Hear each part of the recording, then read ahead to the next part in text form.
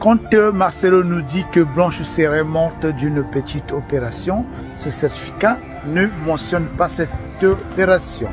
Et l'heure qui est mentionnée dans ce certificat, l'heure de décès, ne peut pas être celle-là, puisque à la même heure, d'après les témoignages, Blanche était en communication avec sa maman restée à Kinshasa. Alors, on comprend dès lors qu'il y a eu autre chose. Nous allons tenter d'aborder ces éléments qui nous ont été cachés.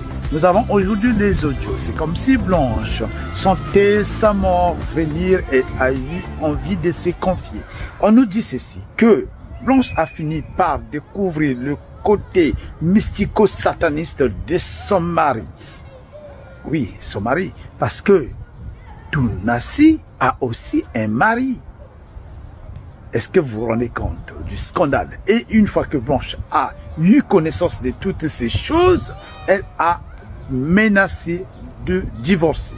C'est en ce moment-là que Tounassi, voyant son royaume, son entreprise spirituelle en périr, éventuellement si ces choses venaient à être sues, ben, il a initié en ce moment-là un voyage de sa femme pour la Turquie. En réalité, tout était déjà mis en place pour l'assassiner. Blanche va aller en Turquie. Marcelo va la rejoindre. Et on n'aura plus de nouvelles de Blanche. Marcelo va nous raconter qu'il a passé 4 heures avec le cadavre de Blanche en vue de la ressusciter, mais le public pense que c'est pendant cette période-là qu'elle a initié l'assassinat de sa femme. D'après toujours les témoignages, que